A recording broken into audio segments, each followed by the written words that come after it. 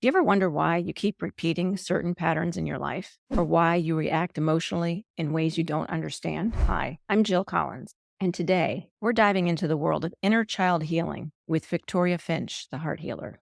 It is not easy facing why we do what we do. Some things we feel are better left forgotten. But until you go into those dark spaces and you set him or her free, they're going to be trapped there. If you feel stuck, if you feel unhappy, if you feel like there's just something not there happening for you, then honor that feeling. At the end of the day, we're human and we have to accept ourselves. Give yourself some forgiveness and give yourself some grace. Welcome back once again. We're here at Jill Collins Connections. I'm Jill Collins, and I am so excited to have my next guest today that we have Victoria Finch. Victoria is known as the heart healer.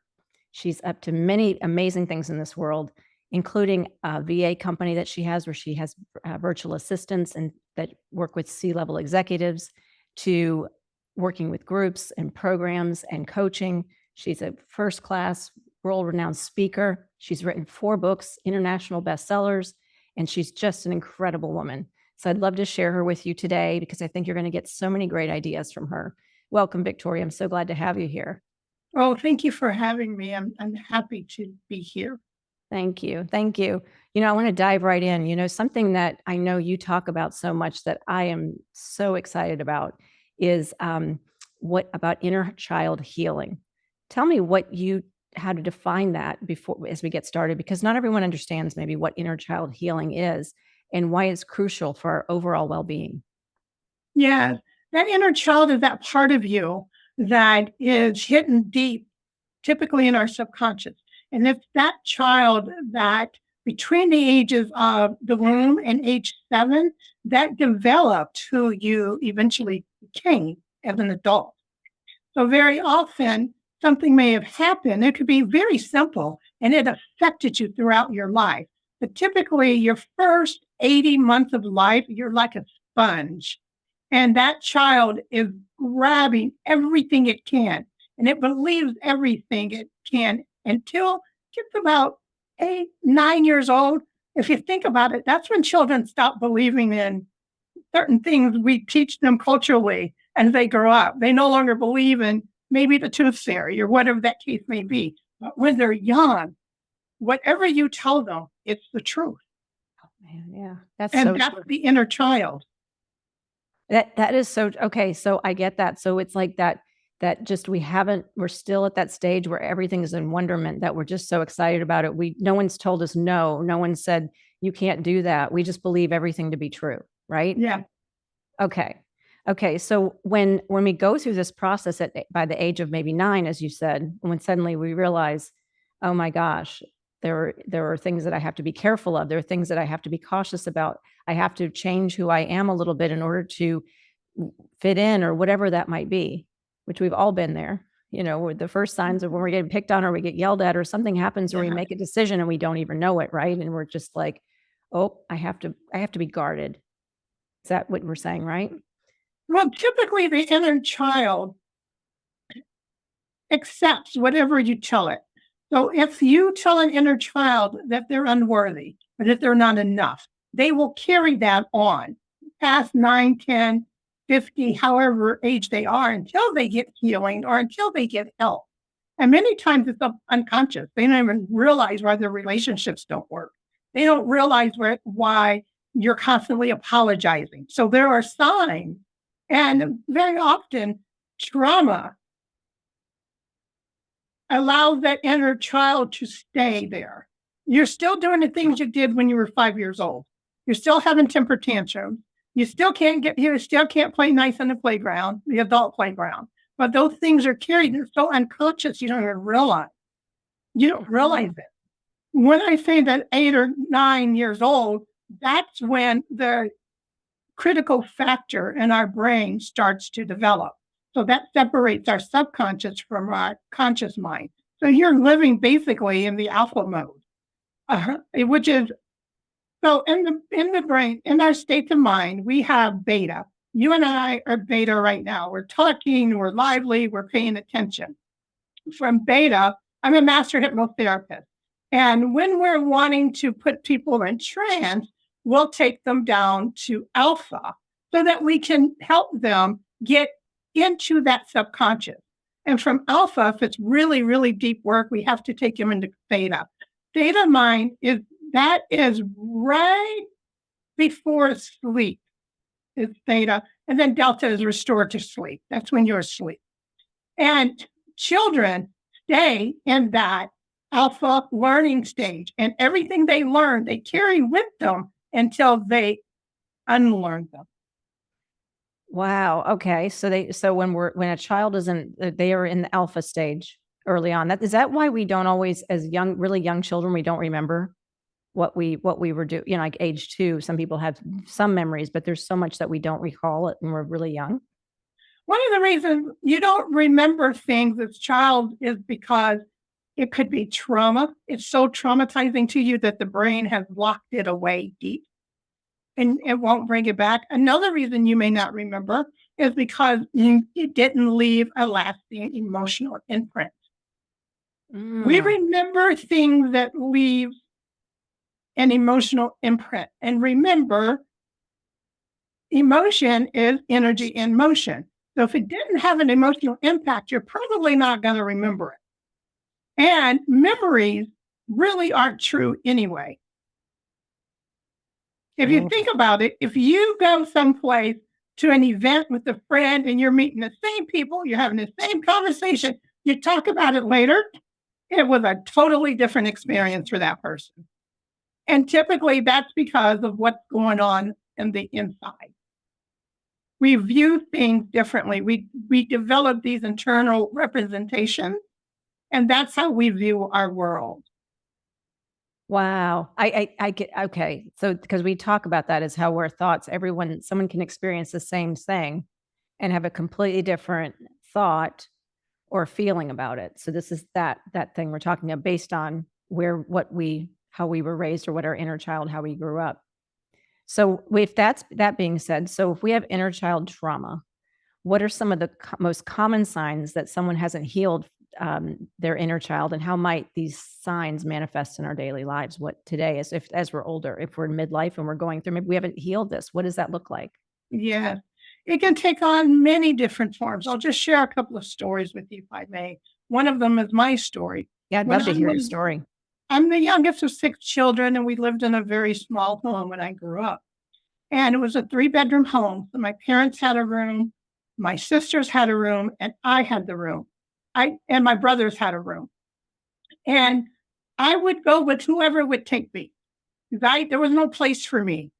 And I remember when I was about 2 years old, I was told to leave my parents' room to go to my sister's room. They told me to get out. I go to my brother's room, same thing, get out. Imagine a little baby. I'm like 2 years old. I'm still in diapers. All I could do was to go sit by my parents' door. That little girl sat by her parents' door for 50 years. This is how it manifested over the 50 years before I stopped my own healing. Relationships that didn't work out. Always felt the outsider. Why was I the outsider? Because I sat outside the door. Nobody wanted me. Always felt I wasn't enough. I became a people pleaser. I was molested as a child, so I thought my body was the only way to get someone to like me. And this is how it manifested in my adult life. It could manifest in other ways as well. It could be someone who's constantly saying, I'm sorry. I'm sorry, I'm sorry, because they're always blaming themselves for anything. And they don't even know why they're apologizing because it's so deep rooted in them. I worked with a client and she could not keep staff. They kept quitting on her and she didn't understand why. When you spoke to her, she spoke harshly. And the reason why she spoke harshly was because she felt she had to protect herself. And one way that we protect ourselves is by pushing others away. Some women and men will gain weight, especially if there was sexual abuse, to make themselves unattractive. So that's another. Now, I'm not saying everyone who has weight on them has experienced that, But that is one of the symptoms of why they gain the weight, so they don't feel attractive or don't want to be. Uh, they will put themselves down. They will say things like, "Oh, I can't ever get things right. I don't know why anybody wants to be my friend." A lot of negative self-talk. Usually it's expressed, sometimes it's inner. I call it the itty bitty committee. Wow. So I was thinking about that when you said the thing about people who are overweight, and a lot of times they do that to protect themselves. I have a friend that's actually wasn't the experience, and it's fascinating. We start to realize why. Like when we notice the common denominator, if it's constantly dealing with something where relationships are repeatedly revolving doors and they're not working, or we can't keep a job, or it could be that, any of these examples that you gave in your story was so interesting too, about how you were always on the outside at the door, and what that ended up meaning to you subconsciously, and how you carried it with you for years to come. And so today it's healing that inner child that was dealt with that, because sometimes I think we forget, we need to see the tie and what we made that mean as an inner child, right? Or as we were a child, when those things happened, we forget. And so it's so important, I think, as you're saying, to tie that back and say, oh, that's why I'm doing that. Because of that happened. And because it's our own story, it's our own, because what you said earlier was memories aren't true. And boy, how many times have I seen like Tony Robbins and others do these interventions with people, and they tell the story about someone, maybe their father, who did this to them or said this, and then all of a sudden one day they woke up and when he says, well, but was that true that they didn't want you to be there? And it's, oh well, no, because actually there were other times when he did. But we Yes. choose to remember, and we kind of take that snapshot, that memory snapshot of, this is really what I truly believe happened, but there's other evidence to the contrary. Exactly. And that's one of the techniques that we use. Is that true? Is that always true? When isn't it true?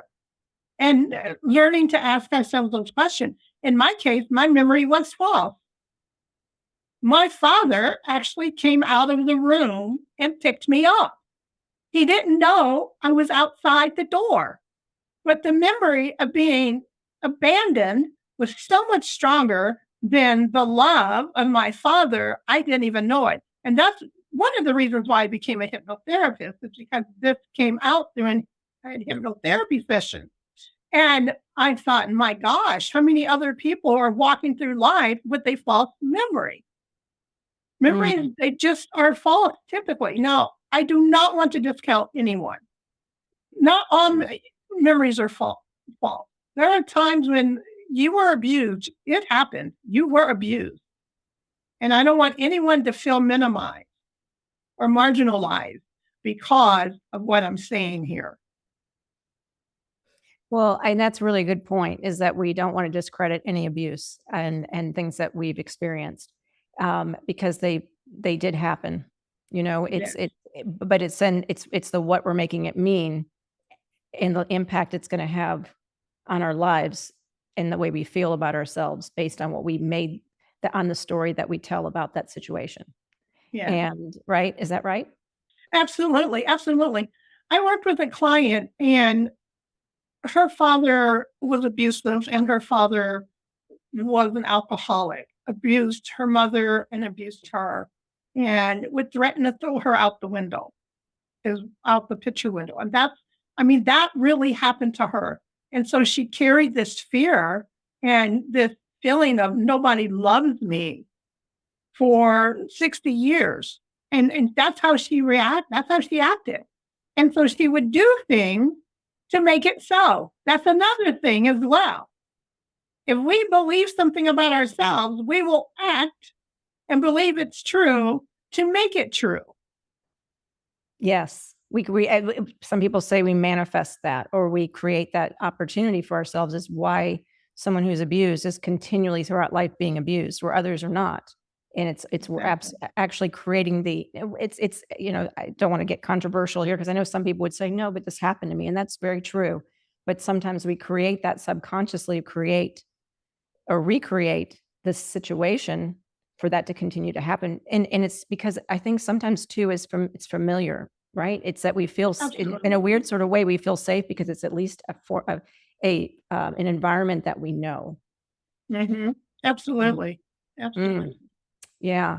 There's something that personal that occurred to me recently. Actually, it was this past week when I was in Dubai at a retreat and I had some downtime. And I was thinking to myself, my dad always, I've talked about this before on some of my interviews, but my dad always used to say to me, be quiet, you're talking too much, and so I've struggled with this feeling of like, people don't want to hear from me. I shouldn't say too much. I need to put a governor on it and not overshare. And Mhm. so doing a channel like this and having interviews has been a very, it was a scary leap for me. Oh, wow. And then when we met on Clubhouse and we spent a year on Clubhouse and we were in rooms together sharing with people, it was really there that I found my voice because I heard people when I shared, they were truly interested and they Mm. responded positively. So it was so important for me. It was such a big impact. It made such a big impact on me. But I still have felt this like, well, but maybe it's too much. Maybe I shouldn't, bother people, all these little stories I had.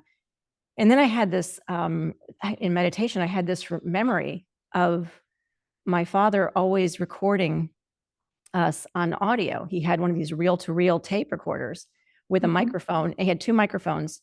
I found the audio the other day and I would listen to the entire thing when I was in Dubai, sitting in a coffee shop. Right. And I was in tears because he was sitting there, he was encouraging me to speak.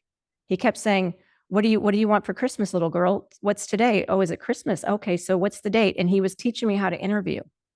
And I went, oh my God, this is where I got my passion to want to interview people, to want to share with people, to want Mm. to speak.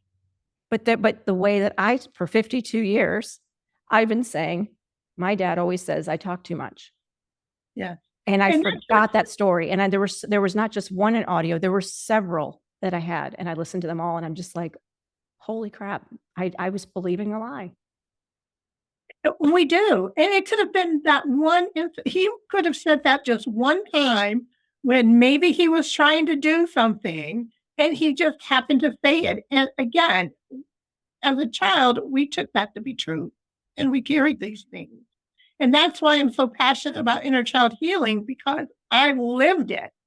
I lived it. And when I was able to understand that my memory isn't always reliable, then Mm, I had to understand that I had to set that little girl free. She mm, had to go. It got to the point where in 2017, I didn't care if I was going to wake up the next day. I had a bottle of pills in my hand. I didn't care because I was unworthy. Who's going to miss me? And as I get ready to take the pills, I literally hear a voice. I call it the voice of God, the divine, whatever you want to call it. And the voice said, I made you on purpose, for a purpose, and this is not it. And what ended up happening from that is I knew I had a heart issue. And there were other people like me. My passion is really to help those who feel the guilt of, I've got a good life. I've had, money. I've got a good spouse. Things are well, but yet there's still something missing. I'm still unhappy. And so what do? We smile and we put on a fake mask and we do everything for everybody and we're hurting inside. mm, And that's really the crux of my message is that you don't have to have had a terrible life to feel like something's missing. And we should learn to honor those feelings and figure out why we have them and how we can overcome them. At the end of the day, we're humans and we have to accept ourselves. And if not, as the saying goes, we will bleed on people who didn't cut us.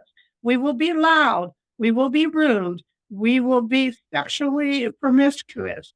We will put ourselves down. We will do all of those things looking for validation from the outside when it's here. And when I knew I had that heart issue, that's what I knew I needed to get healing. That's how I became the heart healer. It was oh, given to me by spirit. I love that, the heart healer. And so it's, even if our lives, I think that's that what I was saying before we were in the virtual green room, is this feeling I think that so many I'm here talking to today and people that are giving me feedback from interviews is that there's this feeling that they're isolating or that that everything seems to be okay on the outside, but there's this almost this low grade of depression that a lot of women in midlife are feeling today. And it's that there's got to be something more. What is it that you have, Jill, that you are, you're living your best life? And let me tell you, it's not every day I'm living my best life, believe me. And I have those moments where it's like, what is going on? Like, I lose sight of my purpose. And I think we all do that sometimes. But how do we, when we feel stuck and we're feeling in that space of like what you just said, is this, there's got to be something more. I mean, it's great, but it's good, but I want it to be great. Or I just feel like I'm not there. Yeah. If they're feeling stuck or blocked in their healing journey, what would you get? What advice could you give them? What are some steps that they could take to start moving in that healing journey where they're working with their inner child? The number one thing is that awareness that there's something that's not making me happy. Bringing the unconscious to the conscious. And one of the things I do in inner child healing is I take people to some really dark places to figure out why they feel stuck, what's happening with them. And once you are aware, then you can move towards healing. From there, you have to forgive yourself. Self-forgiveness. There's usually something you're feeling guilty about, or something you said or done, or something you think you should have done better, or you're constantly overthinking it. Give yourself some forgiveness and give yourself some grace. Journaling. Write what you feel, write it, get it out. Don't hold it in. It's just going to be a ticking, and it's going to come out one way or the other. It all comes out one way or the other. When you put it on paper, it's so free. Journaling is so free. And then, of course, you get help. You can't read the label. You can't read the label if you're in the can, as Les Brown says, right? So get help for someone that can see it and can ask you the hard questions, because it is not easy. It is not easy facing why we do what we do. Some things we feel are better left forgotten. But until you go into those dark spaces, and until you acknowledge that inner child, and until you set him or her free, they're going to be trapped there. So I hear 4 steps. I hear awareness, for self-forgiveness and giving yourself grace, journaling, and then get help. Yeah. Okay. It's getting help part, I think, is really critical, because a lot of times we sort of, that almost would be, for me, I always need someone to hold my hand when it comes to something like this, because I'll always kick the can down the road and go, yeah, okay, I'll get to that one day. And it's there's sort of like a smattering of like, oh, I have some awareness, and then, oh, but I have to make lunch. You know what I mean? And then it's never this like complete sitting and focusing long enough to have that self-awareness. Or maybe it's, we love this one, right? Was when, my hair's on fire and everything's going to hell. And it's like, okay, now I'm listening. All right, now what do I have to do? And then we're putting out the fire. So it's what I've learned in the past couple of years in my journey is, don't wait to get down here before you come up. And it almost becomes addicting to where you need that dip down so far, because that rise back up is so, feels so good, right? Yeah. So the tendency is to do that versus that just little dips, kind of going like this. And I think that's something really important. So working with someone like you and being a part of your group, which I want you to talk about too, is getting a coach, getting someone who's going to walk you through this, because this is going to help you stay on track, is to say, okay, is that true? You need someone sometimes to just ask you the questions and say, is that true? Let's tell me your story. Let's walk through this. And then the forgiveness is, we do that on our own sometimes, but it's the reminder, right, of self-forgiveness, and showing us areas sometimes that we don't see where we need to have self-forgiveness, where we're feeling guilty, because sometimes those are blind spots that we just can't see on our own. And then the third one, you said journaling, which I think is really great. That helps us when we're journaling throughout the week, or when we're working with a coach, is to be able to journal. And then that helps us as the ability, I'm gathering, I'm just making this up, but I think this is how I would see it, is to be able to work with the coach or a friend or someone to say, here's what I got this week. This is really insightful. What do you think? And then it's a journey. And then the last one, of course, is like you said, get help. But I think that's the all encompassing, right? The process. Yes. And there is another step that I leave for the last part, and that is gratitude. Yes. Sitting in a place of gratitude and knowing that everything you went through brought you to become the person you are. And when we can sit in gratitude, if you can thank that abuser because now you know who to avoid, if you can thank that guy who walked out on you because now you can see that narcissist coming a mile away, sit in gratitude with those things. And learning is what you said. I had to let go of who I was so that I could become who I was meant to be. That's good. And being able to let go, and that takes a conversation with that child, an honest conversation with that inner child.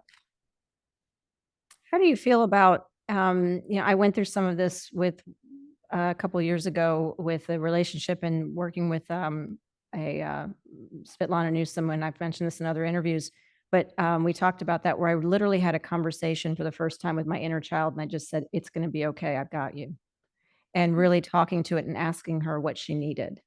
How does that help with the healing process? Just to check in and actually see where he or she is? There is an exercise called the chair exercise, and that's exactly what we do.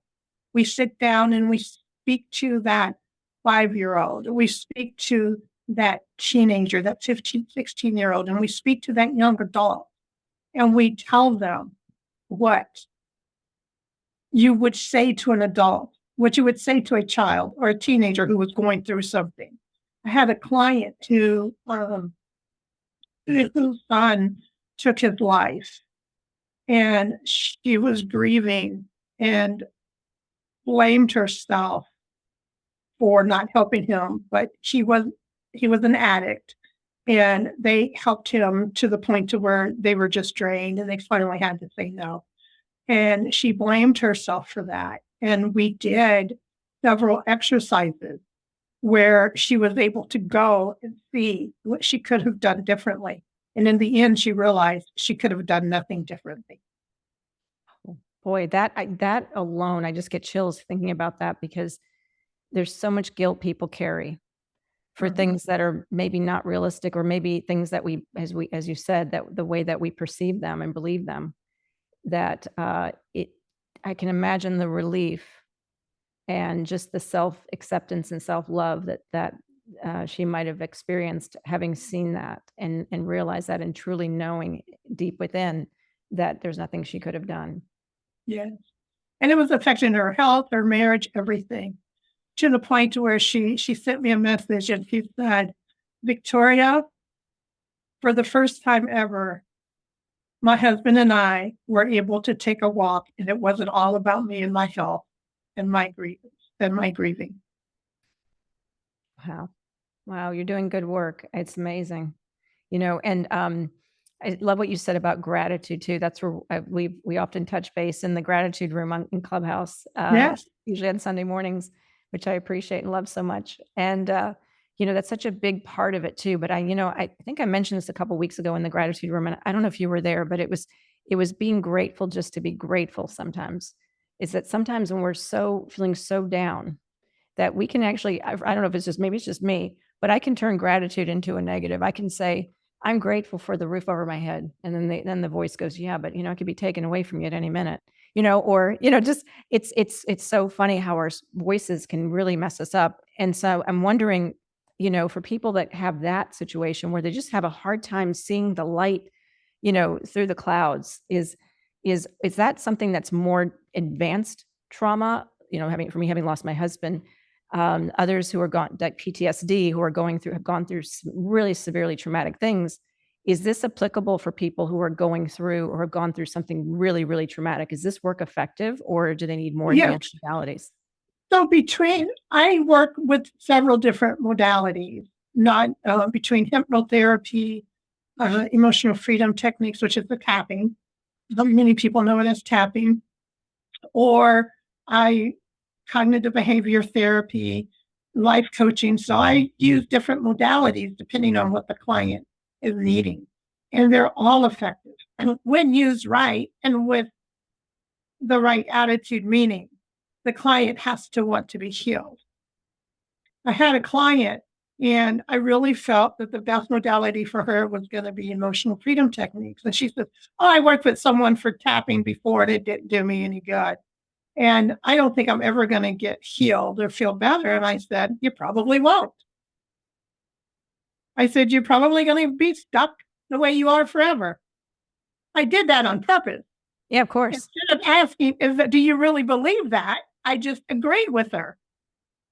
And she was like shocked because I guess no one's ever done that. And she was like, "Well, it's some work. I think I can be better." I'm like, "Oh, okay. So now we can begin." And I Mm. use emotional freedom technique with her. And she's like, "Oh my God, Victoria, I don't know what you did, but it's different." So, well, different. I'm not going to say anything about different practitioner, but it could have been you weren't ready there. Maybe at the time, maybe you just weren't open and ready. Or maybe there was a mismatch. I don't know what happened, but I really felt in my heart, I'm an intuitive. I just felt that this is what you needed. This was going to be the best way for me to help you.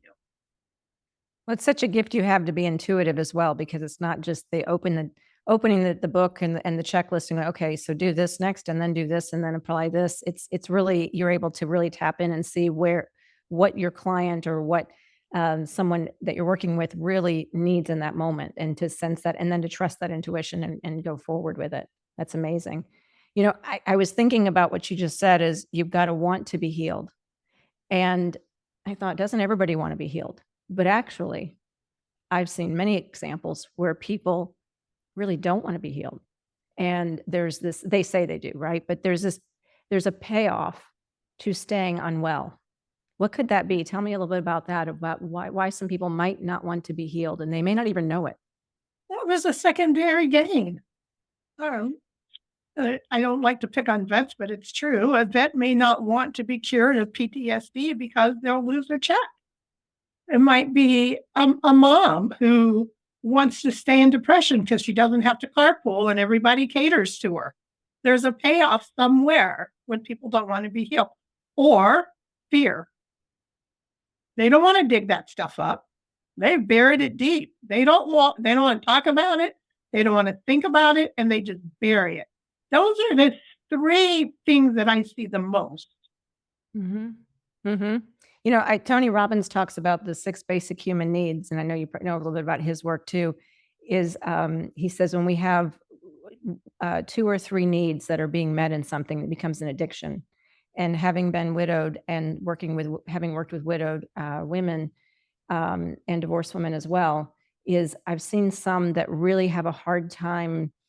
We never get over it, first of all, but it's that moving through it and feeling like some sense of not just surviving, but thriving, and in spite of it. And I think a lot of times it's this feeling of being a victim. And there's, as Tony talks about, is those human needs is sometimes when we have significance because, hey, I'm a widow, oh my gosh, I have a label. People are going to notice, like, oh, wow, you poor thing. And then the next one is certainty. It's, oh, well, I know everyone's going to care for me because, well, she's a widow. So, you got to kind of help her out. Right. Mm-hmm. And then there's this other one that's love and connection, which is connection because everyone is going to want to love on you and take care of you. And you feel your needs being met because of that. And so sometimes we pick things and we stay in states of victimhood, or I'm not saying widows are victims, but it's moving forward, not moving forward and not allowing ourselves to heal or to find ways to feel better, because it feels better to almost be getting the attention, getting the feeling of connection, and also feeling certain that we know that we're always going to be, we have a label, or we're going to feel the safety because we're protected in some way. So, I think that's something that I've observed in a failure, not a failure, but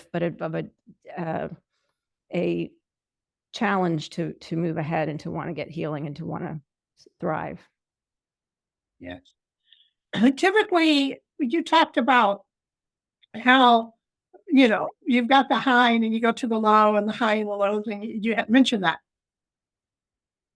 Typically, we wait till we get so low. And I say, when you get sick and tired of being sick and tired, that's when we typically seek help. I just want to say, if you are stuck or feeling stuck, because you're not stuck, if you feel stuck, if you feel unhappy, if you feel like there's just something not there happening for you, then I say, honor that feeling. Honor it.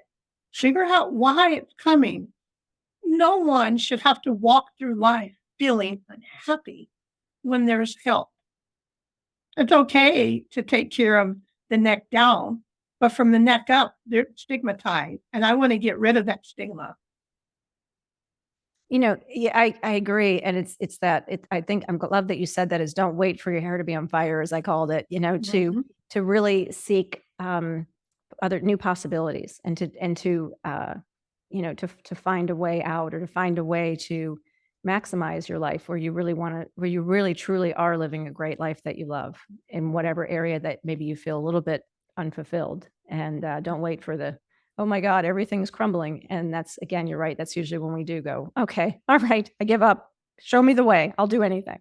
Right. Yeah, And absolutely. give me the fastest way, the easiest way, the least It's painful way. hard. It's hard work. I will say it's very hard work, and it's ongoing. Every day I step into healing. It's ongoing. Things will come up, things I'll think. I just know how to switch it off now. I don't go down the rabbit hole in it. But we're all human. One of the biggest fears I get from my clients is they're afraid of going back to whom they used to be. Oh, I love that. Yep.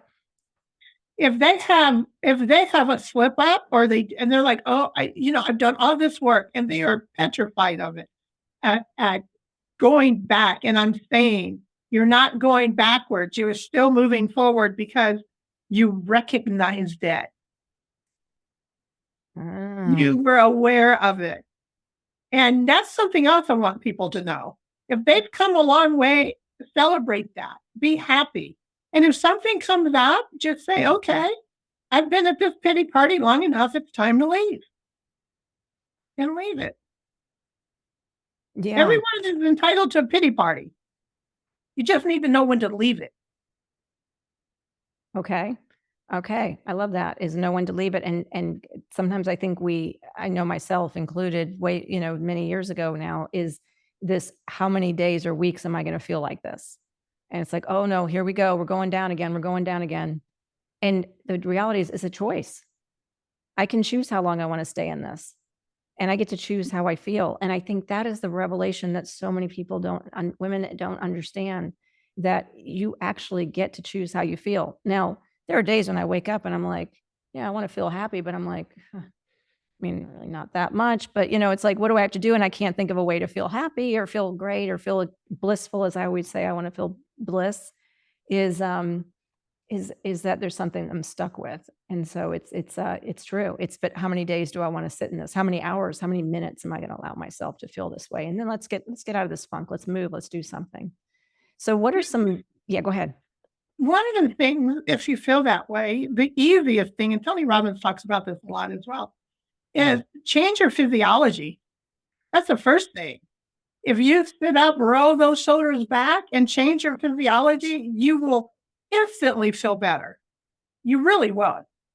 And if you would just tell yourself that you'll do a little something, because motivation doesn't come. Let's say you got to do the dishes, right?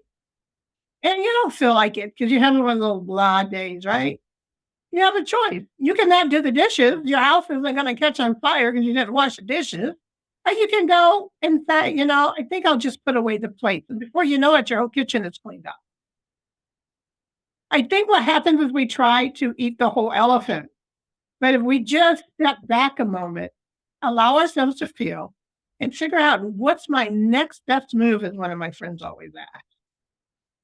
What's my next best move? I love that. And you're right. I know with my clients, when I was coaching divorced and widowed women, I always said the first thing is, sometimes we don't feel like doing anything, and even laundry or taking a shower that day is a big win. And so I created a daily contract card where you literally would say, what is one thing I want to do today? And then at the end, it always had, what is something I'm grateful for.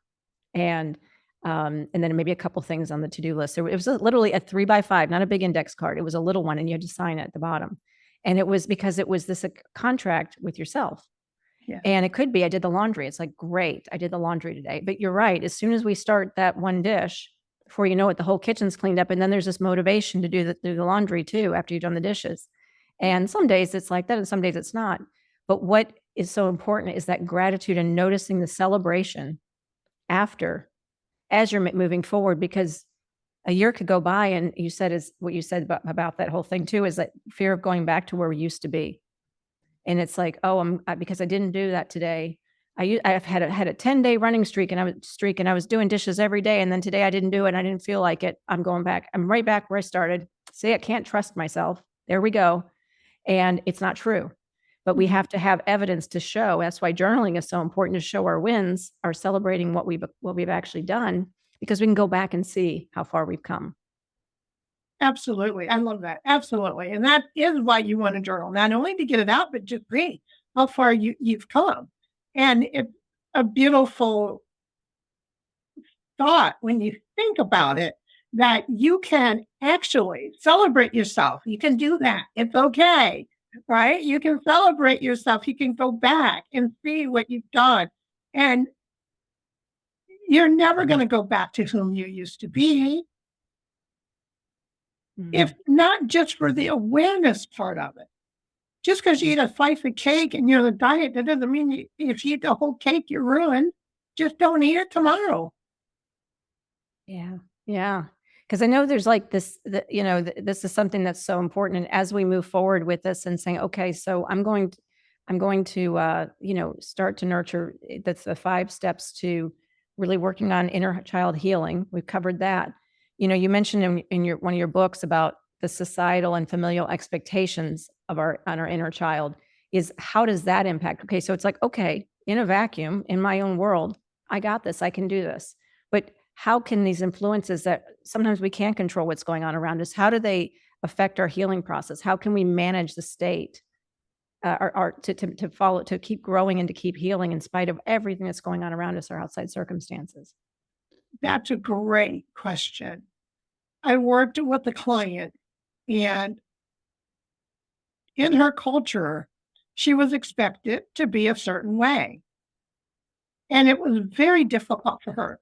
One of the things in her culture is that the family got together all the time. It was all about the family, and there was a lot of food, and there was a lot of drinking. And she realized that she's drinking too much and she's eating too much. But she's in that culture, that's what you did. Grandmother cooked, mother cooked, they expect you to eat what they cooked. And it was difficult. And what ended up coming out of it for her was to figure out ways to maneuver within the culture, but yet stay true to you. So instead of drinking 5 or 6 drinks or 3 or 4 drinks, because everyone's drinking, maybe drink 1. Or maybe drink a Coke or water instead. That way you're still being involved.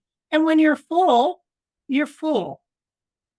Sometimes, and I know it's hard in certain cultures because I deal with this a lot, sometimes you just have to understand that you matter, that you are important, and you have to do what you need to do for yourself. It's very hard in some cultures, very hard. I mean, I've had where people have been disowned by their families. It's hard. And you talk about a lonely road, and that's when it comes to getting around the right people. You have to get around people who are going to support you, people who are going to build you up. Only quality people who are achievement driven, heart-centered, who want to do what's best for those around them. That also does wonders. If your family won't accept you, you can create your own family, because family isn't always blood. That's right. That's right. I know. And I love that what you said about outside influences is that, you matter and you're important. And I think sometimes we, especially if we grew up as people pleasers, is we want everybody to just be okay. So we'll give in and just say, oh yeah, just eat that. It's fine. I'll go back on my diet tomorrow. Or, I don't have anything going on tomorrow. So even if I have a little bit of a hangover, I'm okay. It's okay. Just have another drink. Then we don't upset anybody or whatever that is. But I think it's really, you're right, is so tied to self-worth and loving ourselves, having self-love towards ourselves, because that's when we can say powerfully, no, thank you. I brought my own food, or I'm going to eat this, but not this, or I'm only going to take this much because, and then, you know what? I've experienced both of these things personally in family and social settings. And I'm known to be the one that doesn't eat as much as everybody else. I'm the one who doesn't drink, whatever. And people just make light of it. In fact, I have friends who say that when they see my plate, they go, "Oh, those are Jill bites," which means they're tiny little bites of food, and I take little bites versus like big, chunks of food because it tastes the same. So you can actually create a fun experience and be. It's okay to stand out because people just are going to accept you who love you anyway. They're going to accept you no matter what. And if they don't, well, again, as Victoria said, find your tribe. Go where you're celebrated, not tolerated. And to expand on the tribe scenario is something I teach about the 33% rule. The three levels. There's the three different. If we separate a triangle in thirds, you have the middle 33%. These are people that this is the social circle, right, or social triangle. So the middle 33% are people that we associate with on a regular basis. They're probably family, friends, coworkers, people that we generally can't change that much. And this split is the ideal of what would be ideal for us to be healthy. Because a lot of times we have really heavy in this area. We're more than 33%. Sometimes we're 66% or maybe even 100%. But we want to keep that at 33. So if we're not getting that positive influence, is maintaining that and just keeping it. We can't change that part. Then the lower 33% are people a lot of times that can bring us down, but they can also be people that we can help along the way that might be 10 or 15 years behind us, that might need, mentoring. And there's that key part that you and I, where we met in Big Clubhouse and all the things that we're up to in the world, is that top 33% are those that we want to be like, that we want to emulate. They're those people that will love us, support us, and will hold us accountable. That's the chosen family. That's the people that you choose to be around. So when you have this circle, when you have this top part, you're able to flow in and out dynamically between these other areas, and you still have the strength to be able to maintain, and you're growing at the same time. It's so important, especially as we're getting on our healing journey, that we are not sitting in this middle section because we'll stay flat. And this is where we oftentimes feel that low level of depression because we're in places that really don't challenge us. It's in that status quo, that comfort zone. It's what we know. But that part that scares us a little bit at the top, to reach out to someone that really inspires us, is where the key is to really growing. Yeah. I've heard it explained as A, B, and C people, right? You got the C people and you've got the B people in the middle, and the C people very often will try to bring you down. And it's not because they're mean. It's not because they want the worst for you. It's because they're afraid they're going to lose you.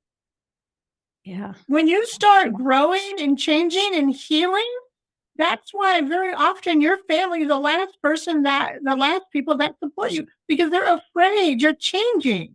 You don't want to go and do the things you used to do because you're reaching your higher self. So don't just kill the C people down here, right? They don't mean you harm most of the time. And then you have the B person. That's the one that says, you know what? I know there's a better life. I can see it, but I don't know how to get to it.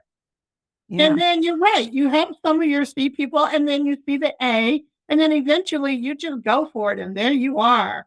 And you are with those people, and you are reaching back, because I do believe each one, you reach back and you help those that are C's and B's along the way. But not to the point to where you're pouring from your cup. Always serve from your saucer and not your cup. Oh, I love that. Always serve from your saucer and not your cup. That's beautiful, because a lot of people say you're pouring from an empty cup. And so pour from the saucer. Oh, I love that so much. That's great. So we've talked a little bit about identifying and coming up with solutions about, inner child healing and why it's important and how to do that. Let's take it to the next level. Like at this point, when someone is, what is the outcome? What is it that we're going to see in our lives as we've healed the inner child? What is possible for those of us who are wanting to take on this opportunity to be able to do that? And what are some outcomes that we're going to expect? What is life like when we get through this process? And I know it's not always a journey, but what are some outcomes? That's a wonderful question. More joy, more peace, more gratitude, more love. You just are at such a different state of mind that you don't even recognize. Someone will come and talk to you about something you've said or done, you won't even remember it because that person is gone. They are no more. You have freed the inner child. So a lot of times we think that we need to be freed. We need to be freed as the adult. No, you got to let that inner child be free. So think about what would freedom look like to a child?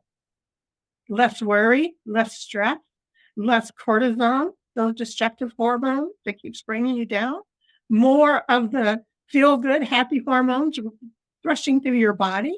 Doesn't mean you won't have a bad day, but boy, they won't be as bad as they used to be.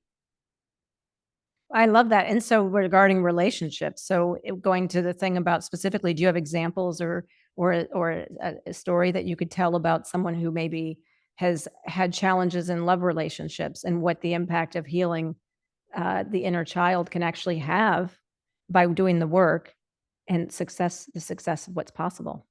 Yeah, I talked about it a little bit with my client who just felt she wasn't lovable.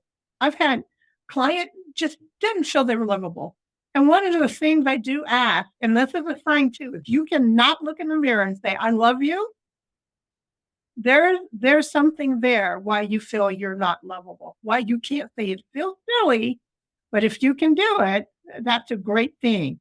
But just feeling unlovable. And I had one client, much like me, that used her body for validation. Thought she'd never find anyone, thought she wasn't worthy of anyone. And then she just decided one day, she's like, Victoria, I'm not going to be that person anymore. I'm just not. I'm going to be open. I'm going to be willing. I'm not going to be judgmental all the time. She's married. I'm not. Ah, really? Eh, Wow. So she said, I'm not going to be that person anymore. And she became open, willing, and not judgmental. Yeah. Mm. And that's what you get out of working on and seeing the inner child for what's going on and what has happened and doing the 5 steps we talked about. Well, you Well, remember the question that we were asking? Is that always true? mhm. So she would find men and she would pick at them, just pick at this and pick at that, because she kept finding flaws when she was really finding flaws in herself and not in him. And once she realized that she was beautiful and capable and seen and wonderfully imperfect, she was able to open her eyes to others that way. Because we don't attract what we want, we attract what we are. And when you become love, joy, and peace, you start attracting. I mean, I personally repel buttholes. They can't tolerate me. They just like, I'm leaving her alone. That is so funny because let's think about this. So many people I've talked to when I had my matchmaking service too, and I love this conversation about relationships and dating, is someone will say, gosh, I keep attracting the same guy or the same, whatever it is, the same woman.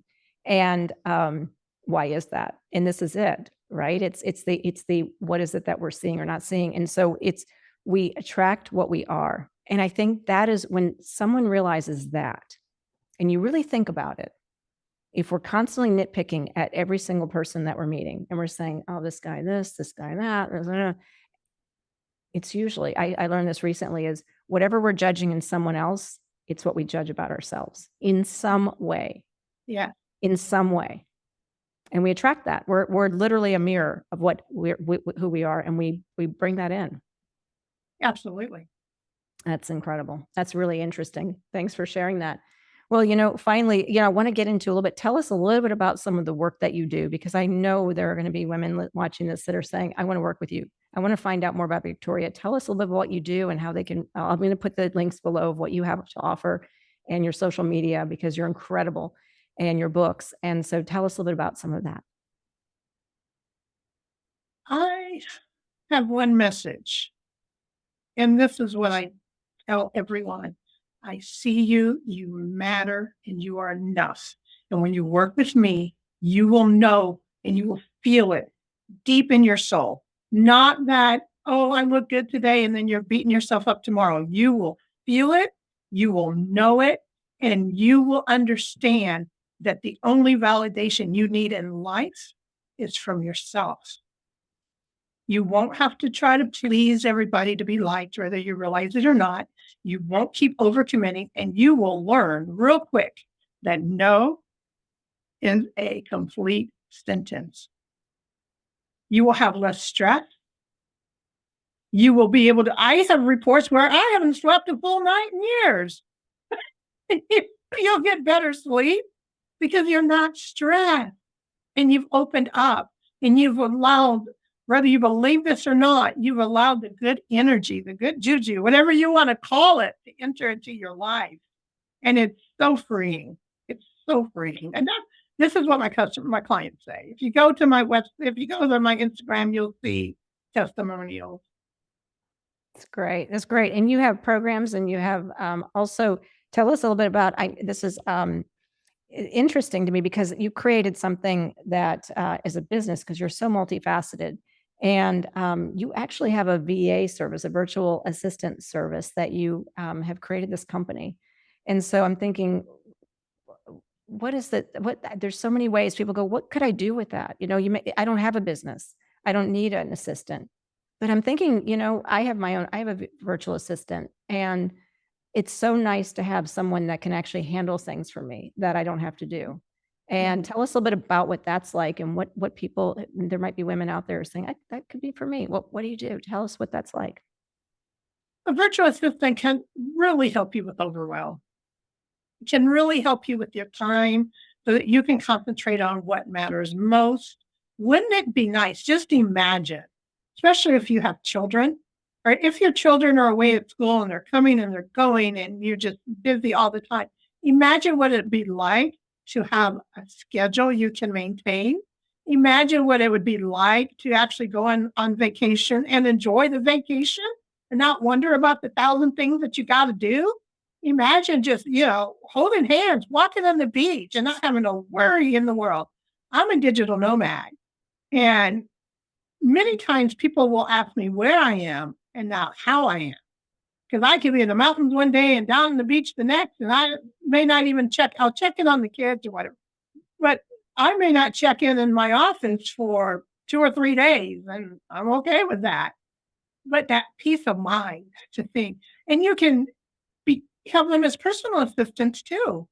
They can schedule your appointments for you. They can also help make sure things get done. Let's say you have a home office and you're working, and maybe you need to schedule a housekeeper if you have one. Someone's got to make sure all that stuff gets done, because when you walk out of the office, you want to have a nice home. There's all different things you can do, even outside of business. Obviously, email management, things like that, video editing. We can do all of that business stuff as well.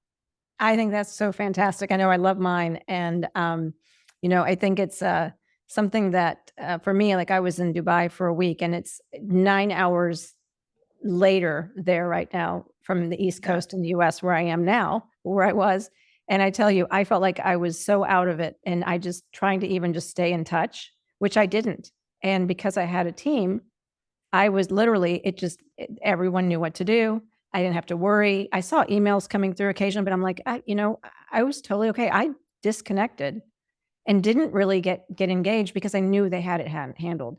So there's something to be said for, really having a team, or having someone that has your back.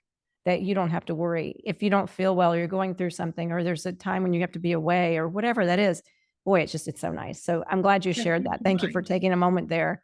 So finally, for anyone watching this video who feels overwhelmed by the thought of starting this healing journey for themselves, what is a word of encouragement that you could offer? I see you. You matter. You're enough, and you deserve to be happy. Your feelings are real, and they should be acknowledged because you matter. Mm, you matter. That's amazing. Victoria, thank you so much for being with us today.